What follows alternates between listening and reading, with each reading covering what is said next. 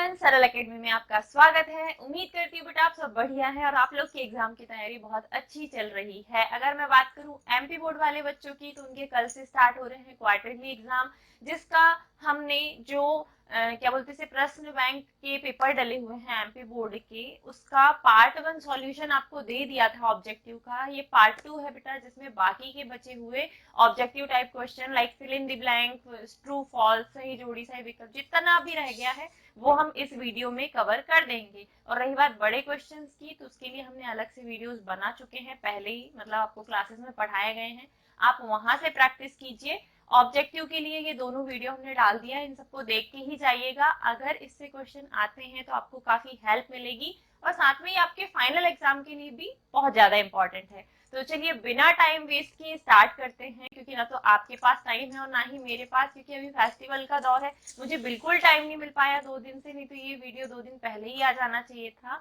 But फिर भी मैंने कोशिश की है टाइम निकाल कर आपको टाइम देने की, तो आप भी थोड़ा सा अप्रिशिएट करें, सपोर्ट करें, अपना सपोर्ट बनाए रखें।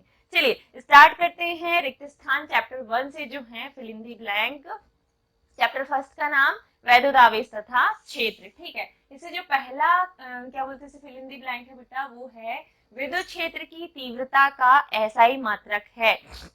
What is the SI unit of electric field intensity, यानी कि विद्युत क्षेत्र की तीव्रता। सभी को पता है बेटा, इसका आंसर होगा न्यूटन प्रति कूलम। विद्युत क्षेत्र की तीव्रता का एसआई मात्रक क्या होता है, न्यूटन प्रति कूलम, और ये हमें ऑब्जेक्टिव में भी मिला था, ठीक है। सेकंड क्वेश्चन है, दो बिंदु आवेश प्लस क्यू तथा माइनस क्यू एक दूसरे से एक्स दूरी पर रखे हैं। दोनों के बीच का डिस्टेंस है एक्स, आवेश है बेटा प्लस क्यू माइनस क्यू, मतलब ये बन गया क्या, विद्युत द्विध्रुव। मैंने आपको विद्युत द्विध्रुव पढ़ाया है। अगर दो अलग अलग आवेश एक दूसरे से पास पास रखे हों तो उनमें से एक आवेश और उनके बीच की दूरी का गुणनफल होता है द्विध्रुव आघूर्ण। तो यहाँ पे दो में से एक आवेश लो, बिना इनके निशान के, बिना इनकी प्रकृति के, आवेश होगा Q। दूरी कितनी है यहाँ बेटा x, तो Q और x का क्या कर देंगे आप, मल्टीप्लाई, यानी कि द्विध्रुव आघूर्ण हो जाएगा QX, ठीक है। This is the right answer. अगर बिंदु आवेश के बीच की दूरी x है तो होगा QX, अगर 2a है तो होगा Q इंटू 2a, मतलब डिस्टेंस जो भी होगा उसका आवेश में आप क्या कर देंगे, गुणा कर देंगे, वही होगा क्या, द्विध्रुव आघूर्ण। अगला है गॉस थ्योरम से। अगर आपको गॉस थ्योरम बहुत अच्छे से याद है तो ये ऑब्जेक्टिव आपसे बनेगा। गॉस के नियम के अनुसार किसी बंद पृष्ठ से संबद्ध कुल विद्युत फ्लक्स उसके भीतर उपस्थित आवेशों के बीजीय योग का खालिस्तान गुना होता है। आपसे बीजीय योग पूछे तो ठीक, सिंपल आवेश पूछे तो भी उसका कितना गुना होता है, तो गॉस थ्योरम में आपने पढ़ा है। गॉस थ्योरम के अनुसार किसी बंद पृष्ठ से संबद्ध जो फ्लक्स है उसके भीतर जो भी आवेश होगा या आवेश का जो भी बीजीय योग होगा उसका 1/ε0 गुना होता है। ये प्रमेय से ही है, जो शुरुआत में मैंने प्रमेय की डेफिनेशन पढ़ाई थी, ये लाइन उससे ही उठाई हुई है। अब next fill in the blank है, आवेशित खोखले गोले के खालिस्तान स्थित बिंदु पर विद्युत क्षेत्र शून्य होता है। अगर कोई खोखला गोला आवेशित है, ये आपको ऑब्जेक्टिव में भी मिला था, अगर कोई खोखला गोला आवेशित है तो इसके खालिस्तान बिंदु पर विद्युत क्षेत्र शून्य होगा बेटा, मध्य बिंदु पर या अंदर जो बिंदु होगा उस पर विद्युत क्षेत्र क्या होगा, शून्य, या तो सेंटर पॉइंट या उसके अंदर स्थित बिंदु आप करके आइएगा। नेक्स्ट है मूल आवेश का मान। ये भी ऑब्जेक्टिव का क्वेश्चन है, पहले भी ऑब्जेक्टिव में मिल चुका है। जो मूल आवेश या इलेक्ट्रॉनिक आवेश होता है, मतलब किसी भी आवेश का जो न्यूनतम मापा गया मान है, जैसे एक इलेक्ट्रॉन का कितना मान होगा, एक प्रोटॉन का कितना मान होगा, वो कितना है 1.6 इंटू 10⁻⁻19 कूलम। आवेश है इसीलिए मात्रक कूलम लिखिएगा, मैंने यहाँ लिखना भूल, हाँ साइड में लिखा हुआ है फिल इन द ब्लैंक में। मूल आवेश का मान कितना होगा 1.6 इंटू 10⁻⁻19 कूलम होगा, ठीक है। और अगर एक कूलम आवेश में इलेक्ट्रॉनों की संख्या पूछ लिया तो एक कूलम आवेश में इलेक्ट्रॉनों की संख्या होगी 6.25 इंटू 10⁻18, याद रखिएगा। अगला है, किसी विद्युत द्विध्रुव पर नेट आवेश खालिस्तान होता है। बात अगर करें विद्युत द्विध्रुव की, तो विद्युत द्विध्रुव पर नेट आवेश होता है शून्य, क्यों? क्योंकि द्विध्रुव तब बनता है जब एक प्लस एक माइनस चार्ज पास पास रखे हों, दोनों एक दूसरे को क्या करते हैं, आकर्षित, तो वहां पर नेट आवेश होगा कितना, शून्य होगा। नेक्स्ट है बेटा, किसी विलगित निकाय का आवेश सदैव खालिस्तान रहता है। अगर बात करें हम किसी विलगित निकाय की, तो उसका आवेश सदैव संरक्षित रहता है। एक विलगित निकाय का आवेश सदैव संरक्षित रहता है। मुझे ना कोल्ड हो गया है, तो आवाज अगर थोड़ी बहुत इधर उधर लगे तो मैनेज कर लीजिएगा प्लीज। फेस्टिवल था, फास्टिंग हो गई, फिर अभी पप्पा आए हुए हैं घर पे, बहुत सारा काम एक साथ आ गया, और साथ में शायद खान पान थोड़ा इधर उधर हो गया होगा, तो मुझे बहुत ज्यादा कोल्ड हुआ है। तो अगर आवाज थोड़ी भी डिस्टर्ब करे तो प्लीज समझने की कोशिश कीजिएगा। और कोई बात नहीं, आपको आंसर से मतलब है, मेरी आवाज से कोई मतलब नहीं है ना।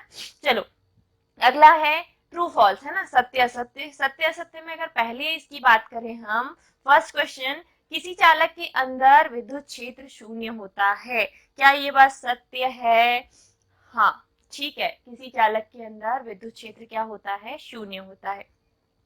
स्थिर विद्युत क्षेत्र रेखाएं सदैव बंद वक्र बनाती हैं या बंद पौष बनाती हैं, क्या ये बात सत्य है? नहीं, जो स्थिर विद्युत क्षेत्र रेखाएं हैं वो एक खुला वक्र बनाती हैं, ओपन पौष बनाती हैं, याद रखिएगा। अगर बंद वक्र है तो मतलब आंसर आएगा असत्य या फॉल्स। एकल आवेश का अस्तित्व नहीं होता, क्या ये बात सत्य है? नहीं, एकल आवेश अस्तित्व में है। ठीक है, अगर चुंबक की बात करेंगे तो यहाँ गलत हो जाएगा, चुंबक में सदैव दो ध्रुव अस्तित्व में होते हैं, लेकिन प्रकृति में आवेश की बात करो तो एक आवेश भी अस्तित्व में रहता है।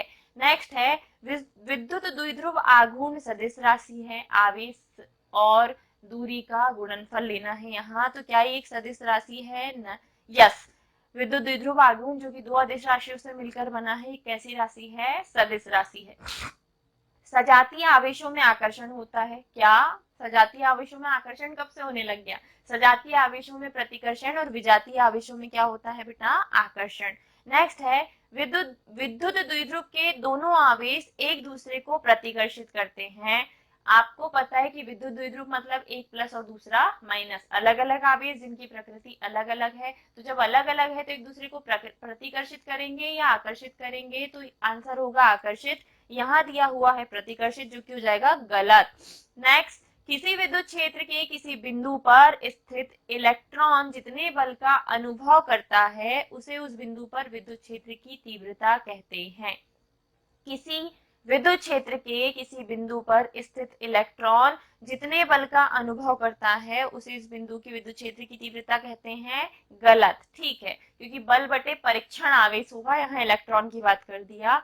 अब विद्युत फ्लक्स अदिश राशि है, क्या ये अदिश राशि है? यस, विद्युत क्षेत्र कैसी राशि है? अदिश राशि है। विद्युत क्षेत्र रेखाएं ऋणावेश से प्रारंभ होती है, नहीं, गलत, विद्युत क्षेत्र रेखाएं सदैव धनावेश से प्रारंभ होती है और ऋणावेश पर समाप्ति। आप कह सकते हो विद्युत क्षेत्र रेखाएं धनावेश से निकलती हैं और ऋणावेश की ओर आती हैं, याद रखिएगा। यहाँ था विद्युत क्षेत्र रेखाएं ऋणावेश से प्रारंभ होती है, इसीलिए ये हो गया क्या?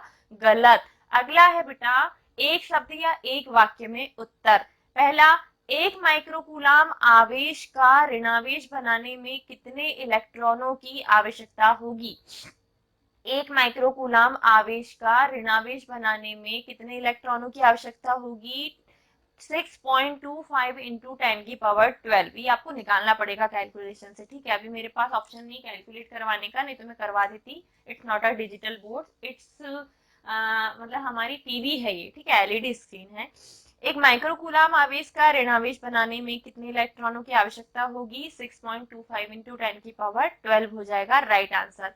फिर निश्चित दूरी पर दो आवेशित कणों के बीच विद्युत बल F न्यूटन है, यदि कणों के बीच की दूरी आधी कर दी जाए तो उनके बीच विद्युत बल कितना हो जाएगा?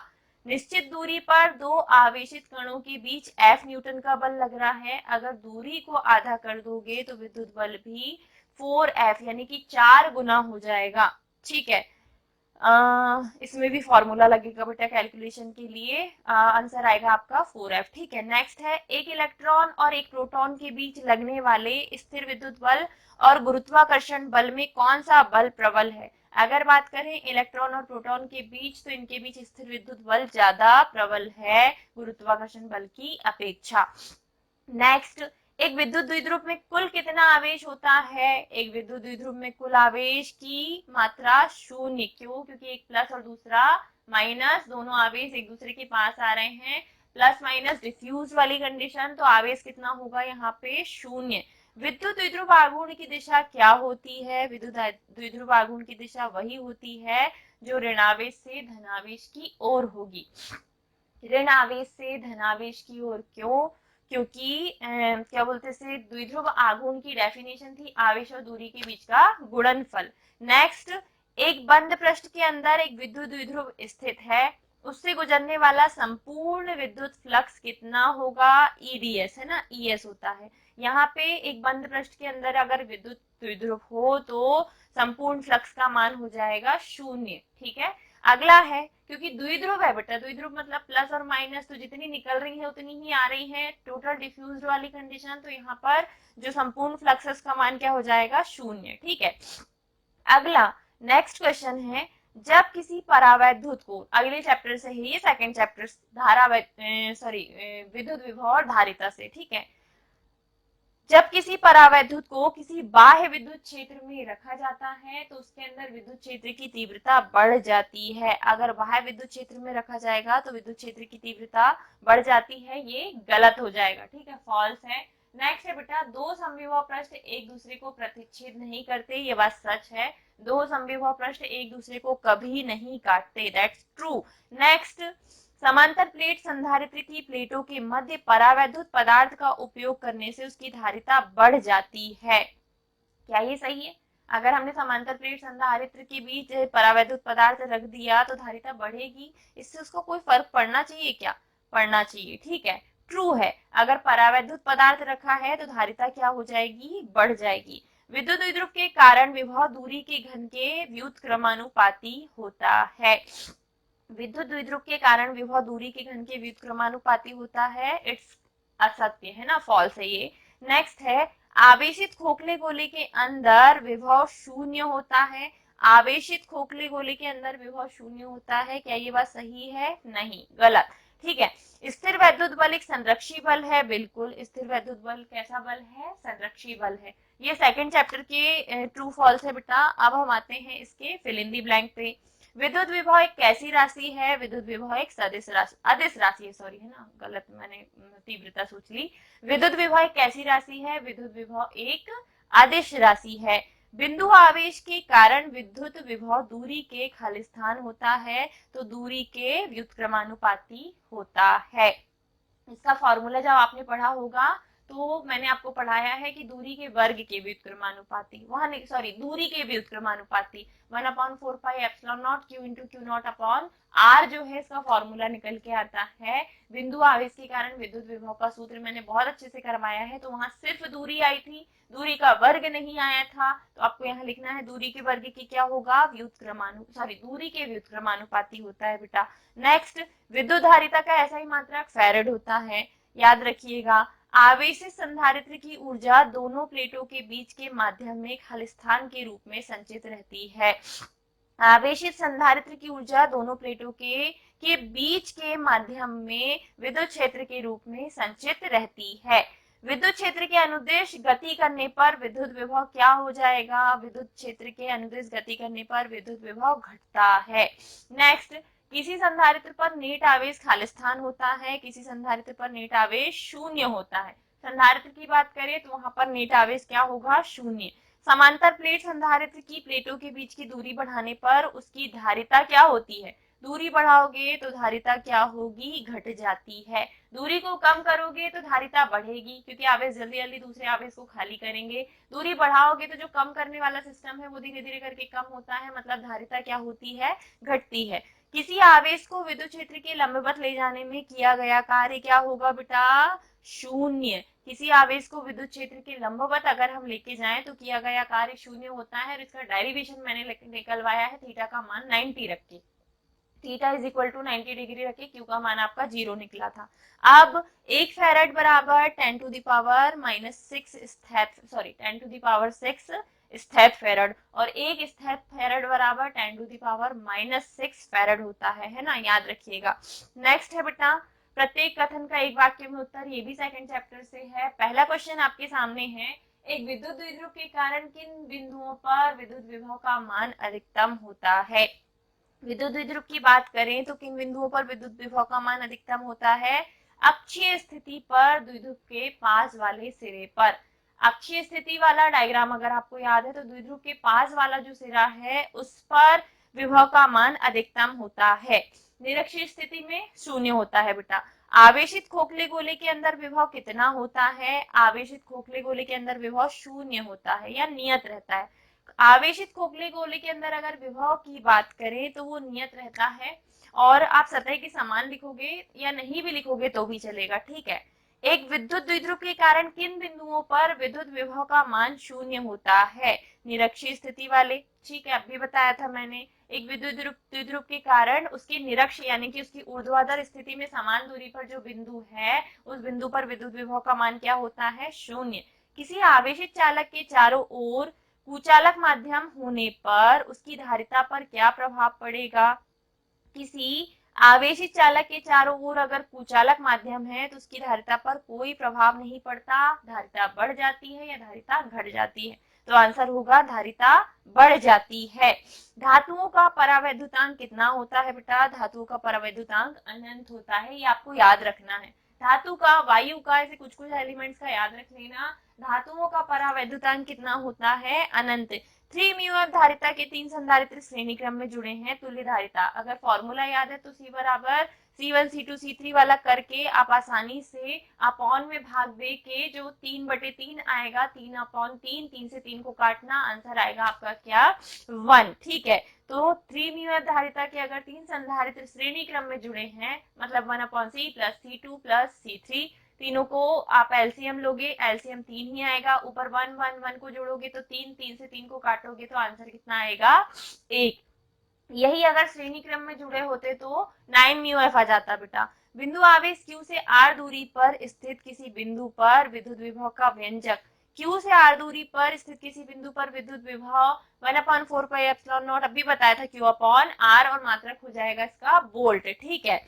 नेक्स्ट समांतर प्लेट संधारित्र की धारिता का सूत्र Q अपॉन C बराबर ε0A/d, ये मैंने सॉल्व करवाया है, आप चाहे तो क्वेश्चन जाके चैप्टर नंबर 2 के सॉल्यूशन दे सकते हैं, मैंने इसमें विभव का सूत्र, धारिता का सूत्र सब निकलवाया बेटा। नेक्स्ट, आवेशित चालक के पृष्ठ तथा स्थिर विद्युत क्षेत्र के मध्य कितना कोण होता है, तो 90 डिग्री। अगर हम आवेशित चालक के पृष्ठ की और विद्युत क्षेत्र की बात करें तो दोनों के बीच में कितने का एंगल होता है, 90 डिग्री का। विद्युत क्षेत्र और विद्युत विभव के मध्य क्या संबंध है, E बराबर होता है dV/dr, माइनस में विभव प्रवणता का सूत्र, ये भी मैंने आपको निकलवाया है। दूरी के साथ विभव में परिवर्तन की दर ही विभव प्रवणता है, पढ़े हो आपने, और इसी से आपने तीव्रता और विभव में निकाला था क्या, संबंध। तो फॉर्मूला है E बराबर -dV/dr, ये दोनों में क्या है बेटा, संबंध, या E बराबर V/d भी आप निकाल सकते हो। नेक्स्ट, अगले चैप्टर धारा वैद्युत से है, ये फिल इन द ब्लैंक। पहला है किरचॉफ का प्रथम रूल खालिस्तान के सिद्धांत पर आधारित है, बहुत अच्छे से मैंने आपको याद करवाया था। पहला नियम आवेश संरक्षण के सिद्धांत पर आधारित है। द्वितीय नियम की अगर बात करें तो ये किस सिद्धांत पे आधारित है, किरचॉफ के द्वितीय नियम को वोल्टेज या वोल्टता नियम भी कहते हैं, और यह ऊर्जा संरक्षण के सिद्धांत पर आधारित है। विद्युत धारा कैसी राशि है बेटा, विद्युत धारा एक अदिश राशि है, ठीक है। भले ही इलेक्ट्रॉन एक निश्चित दिशा में भागते हो लेकिन धारा कैसी राशि है, अदिश राशि है। नेक्स्ट है विद्युत धारा घनत्व खालिस्तान राशि है, ये एक सदिश राशि है, ठीक है। अगर बात करें धारा घनत्व की तो धारा घनत्व कैसी राशि है, सदिश राशि है। अनुगमन वेग का मान लगभग खालिस्तान मीटर, तो ये भी मैंने आपको अनुगमन वेग वाले में बताया था। अनुगमन वेग का मान होता है 10⁻⁴ मीटर प्रति सेकेंड, या सेंटीमीटर में निकालोगे तो 10⁻⁻6 मीटर प्रति सेकेंड। ताप बढ़ने पर अर्धचालकों का प्रतिरोध, अगर ताप बढ़ाओगे तो प्रतिरोध कम होगा और ताप कम करोगे तो प्रतिरोध बढ़ेगा, याद रखना। तो यहाँ आंसर हो जाएगा घटता है। ताप बढ़ाने पर प्रतिरोध उनका घटता है अर्धचालकों का, क्योंकि चालकता उनकी क्या होती है, बढ़ती है। याद रखिएगा, सेल के खुले परिपथ में, मतलब जब आपने स्विच को ऑन नहीं किया है तब उसके इलेक्ट्रोड के अधिकतम विभवांतर, ये मैंने लास्ट क्वेश्चन करवाया है आपको धारा विद्युत में अभी रिसेंटली, है ना। सेल के खुले परिपथ में उसके इलेक्ट्रोड के अधिकतम विभवांतर को उसका विद्युत वाहक बल यानी कि ईएमएफ कहते हैं। तो प्रथम रूल आवेश संरक्षण, द्वितीय रूल ऊर्जा संरक्षण, विद्युत धारा अदिश राशि है, विद्युत धारा घनत्व जो है वो सदिश राशि है, अनुगमन वेग का मान 10⁻⁻⁴ मीटर प्रति सेकेंड। ताप बढ़ने पर अर्धचालकों का प्रतिरोध घटता है और जो सेल का खुला परिपथ है उसमें इलेक्ट्रोड के मध्य विभवांतर जो होगा अधिकतम विभवांतर, वो कहलाएगा सेल का विद्युत वाहक बल या ईएमएफ। नाउ एक वाक्य और एक शब्द में उत्तर। व्हीटस्टोन सेतु कब सबसे अधिक सुग्राही होता है, जब उसकी समान कोटियां हो, सारी कोटियां कैसी हो, सारी वैल्यूज कैसी हो, समान हो, तो व्हीटस्टोन सेतु सबसे अधिक सुग्राही होगा। दूसरा, इलेक्ट्रॉनों के अपवाह वेग पर ताप का क्या प्रभाव पड़ता है, ताप बढ़ाने पर अपवाह वेग भी घटता है। ठीक है, इलेक्ट्रॉनों के अपवाह वेग पर ताप का प्रभाव पड़ता है, तो ताप बढ़ाओगे तो प्रतिरोध घटेगा। किसी चालक का ताप बढ़ने पर उसमें मुक्त इलेक्ट्रॉनों की शांति काल पर क्या प्रभाव पड़ता है, ये भी घटता है। अगर ताप बढ़ाने पर अपवाह वेग घटेगा तो उसका शांति काल भी क्या होगा, घटेगा। ताप बढ़ाने पर किसी विद्युत अपघट्य की विद्युत चालकता किस प्रकार प्रभावित होती है, ताप बढ़ाने पर विद्युत अपघट्य की विद्युत चालकता बढ़ती है। ताप बढ़ाओगे आयनों का प्रवाह तेज होगा, आयन ज्यादा डिस्ट्रीब्यूट होंगे, इधर से उधर भागने लगेंगे, विद्युत अपघट्य की चालकता क्या हो जाएगी, बढ़ जाएगी। तांबे के तार की त्रिज्या आधी करने पर उसकी प्रतिरोधकता पर कोई प्रभाव नहीं पड़ता। अगर तांबे की तार की त्रिज्या आधी कर दें तो प्रतिरोधकता पर कोई प्रभाव नहीं पड़ेगा। अपवाह वेग और विद्युत क्षेत्र की तीव्रता में संबंध, ये भी हमने निकाला है। अगर हम बात करें विद्युत क्षेत्र की तीव्रता और अनुगमन वेग या अपवाह वेग की, तो इनके संबंध का सूत्र है VD बराबर म्यू ई। VD है बेटा ड्रिफ्ट वेलोसिटी यानी कि अनुगमन वेग, और विद्युत क्षेत्र के लिए आया है E और म्यू है यहाँ पे नियतांक। ठीक है, तो VD बराबर म्यू ई जो हो जाएगा वो दोनों में क्या हो जाएगा, संबंध। नेक्स्ट है सत्य और असत्य। कुंडली में फेरों की संख्या बढ़ाने पर वोल्ट मीटर की सुग्राहिता बढ़ जाती है, क्या ये बात सत्य है, नहीं। कुंडली में फेरों की संख्या बढ़ाने पर वोल्ट मीटर की सुग्राहिता बढ़ती है, ये बात गलत है। कुंडली में फेरों की संख्या बढ़ाने पर धारा मापी की सुग्राहिता बढ़ जाती है, हो सकता है सही हो, ये सही है। ठीक है, कुंडली में फेरों की संख्या बढ़ाने पर धारा मापी की सुग्राहिता बढ़ जाती है, दिस इज ट्रू। सीधे लंबे धारावाही चालक के कारण उत्पन्न चुंबकीय क्षेत्र दंड चुंबक के सदृश होता है, आंसर होगा असत्य। सीधे लंबे धारावाही चालक के कारण उत्पन्न चुंबकीय क्षेत्र दंड चुंबक के सदृश होता है, असत्य। धारावाही समतल पॉज किसी चुंबकीय द्विध्रुव के तुल्य होता है, सत्य। एम्पियर का परिपथी नियम केवल उन्हीं धाराओं पर लागू होता है जो समय के साथ परिवर्तित होती हैं, ये भी हो जाएगा सत्य। ठीक है, एम्पियर का परिपथी नियम सत्य है। फिर किसी परिनालिका में एक कुंडली लिपटी है जिस सिरे पर धारा दिशा वामावर्त हो, तो वहां कौन सा ध्रुव बनेगा, उत्तरी ध्रुव। ठीक है, कौन सा ध्रुव बनेगा बेटा, उत्तरी ध्रुव। यदि लोह चुंबक अगर स्वतंत्रता पूर्वक वामावर्त लटका दिया जाए तो धारा की दिशा बताओ, कौन सा ध्रुव बनेगा, उत्तरी ध्रुव। यदि लोह दंड चुंबक को पिघलाया जाए तो उसका चुंबकत्व क्या होगा, नहीं। क्या उसका चुंबकत्व बना रहेगा, नहीं, वो पूरा पिघल जाएगा। चुंबकत्व का निश्चित परीक्षण क्या है, चुंबकत्व का निश्चित परीक्षण है प्रतिकर्षण का गुण दिखाना। प्रतिचुंबकीय पदार्थ की चुंबकीय प्रवृत्ति का मान कितना होता है, इसका मान होता है ऋणात्मक। अतिचालक पदार्थ की चुंबकीय प्रवृत्ति का मान, इसका मान होता है -1। अतिचालक पदार्थ की चुंबकीय प्रवृत्ति -1 होती है, प्रतिचुंबकी की चुंबकीय प्रवृत्ति ऋणात्मक होती है। चुंबकत्व का निश्चित परीक्षण मतलब प्रतिकर्षण का गुण उत्पन्न होना, और बाकी मैंने आपको करवा दिए। ठीक है, जो हाँ एम्पियर का परिपथी नियम वाला जो है बेटा, वो ना केवल धाराओं पर लागू होता है जो समय के साथ परिवर्तित होते हैं, ये असत्य है। ठीक है, अब नेक्स्ट है ये वाला, ठीक है, ये असत्य है। नेक्स्ट है चुंबकीय आघूर्ण की दिशा चुंबकीय अक्ष के अनुदिश खालिस्तान ध्रुव की ओर होती है। चुंबकीय आघूर्ण की दिशा चुंबकीय अक्ष के अनुदिश उत्तरी ध्रुव की ओर होती है। धारावाही परिनालिका को स्वतंत्रता पूर्वक लटका दिया जाए तो वो सदैव उत्तर दक्षिण दिशा में ठहरता है। ठीक है, उत्तर दक्षिण दिशा आपका राइट आंसर हो जाएगा। किसका उत्तर दक्षिण, पृथ्वी का उत्तर दक्षिण। ठीक है, किसी भी बंद पृष्ठ से गुजरने वाला कुल चुंबकीय फ्लक्स हमेशा शून्य होता है। बंद पृष्ठ से गुजरने वाला चुंबकीय फ्लक्स हमेशा शून्य होता है, याद रखिएगा, ठीक है। नेक्स्ट है, किसी चुंबक को के खालिस्तान को अलग अलग नहीं किया जा सकता दोनों ध्रुवों को, बेटा उसमें ध्रुव अस्तित्व का गुण बना रहता है, मतलब इसका एकल ध्रुव संभव नहीं है। तो दो ध्रुव हैं, आप एकल ध्रुव को अलग कर सकते हो क्या? नहीं। चुंबकीय द्विध्रुव आघूर्ण का मात्रक क्या हो जाएगा? इसका मात्रक होगा ampere metre square. Ampere metre square चुंबकीय द्विध्रुव आघूर्ण का मात्रक है। नेक्स्ट, चुंबकीय प्रवृत्ति एक विमाहीन राशि है, सत्य है या असत्य है? ये है असत्य, ठीक है। चुंबकीय प्रवृत्ति विमाहीन राशि है, सत्य है। एक दंड चुंबक धारावाही सीधे चालक की भांति व्यवहार करता है, चालक तार की भांति, असत्य हो जाएगा बेटा। दंड चुंबक धारावाही परिनालिका के जैसे व्यवहार करता है। अतिचालक अनुचुंबकीय पदार्थ होता है, बिल्कुल असत्य है ये, ठीक है।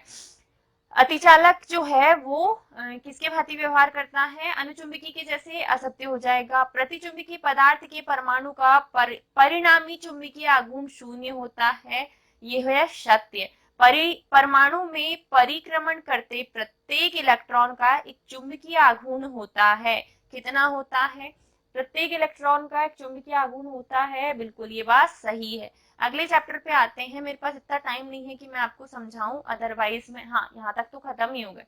मेरे पास इतना टाइम नहीं है कि मैं आपको पूरा एक्सप्लेन करूं, इसलिए अभी मैंने सिर्फ आंसर्स दिए हैं। बाकी फाइनल एग्जाम की प्रैक्टिस हम रेगुलर कर रहे हैं, रोज आपकी क्लासेस हो रही हैं, या अल्टरनेट 1 डेज हम वीडियोस डालते हैं बेटा, आप वहां से हमारी प्रैक्टिस को कंटिन्यू कर सकते हैं और 12th एग्जाम में बहुत अच्छा कर सकते हैं। तो आई होप जो आपको चाहिए था वो आपको मिल गया है, ठीक है। अच्छे से बेहतरीन तरीके से तैयारी कीजिए, क्वेश्चन आंसर्स को आपको खुद सॉल्व करना है, क्योंकि आई थिंक आपका पेपर कल है और मेरे पास इतना टाइम नहीं है कि मैं और क्वेश्चन आंसर्स पे भी वीडियो बना पाऊँ। फेस्टिवल के कारण मैं भी थोड़ी सी उलझ गई, वरना ये जो है ये आपको पहले ही मिल जाना था, चाहिए था। सो सॉरी, अभी भी मेरा बिल्कुल हिम्मत नहीं हो रही थी, ठीक है। सो के उठ के सीधे वीडियो शूट करके और अभी वीडियो डाल रहे हैं, क्योंकि रात भर सोए नहीं है। तो आप अप्रिशिएट करेंगे हमारे काम को। आई होप आपको जो चाहिए था आपको वो मिल चुका है। अच्छे से तैयारी कीजिएगा बेटा, बहुत अच्छे से एग्जाम दीजिए। क्वार्टरली एग्जाम अच्छा जाने से आपको मोटिवेशन मिलेगा और आप और भी अच्छे बेहतरीन तरीके से क्या करेंगे, अपनी तैयारी करेंगे।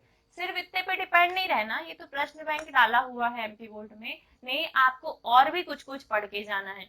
इससे जितना आ जाए ठीक है, अलग से कुछ पूछ लिया तो वो भी आपसे बनना चाहिए। तो अच्छे से तैयारी कीजिए, बहुत अच्छे से एग्जाम दीजिएगा, अपना रिजल्ट जरूर शेयर कीजिएगा कि अभी तिमाही में आपका रिजल्ट क्या रहा। और फाइनल एग्जाम की प्रैक्टिस हमें तो अच्छे से करनी ही है। तो ख्याल रखिए अपना, स्वस्थ रहिए, मुस्कुराते रहिए, जुड़े रहिए सरल एकेडमी के साथ। Bye bye, take care, Radhe Radhe.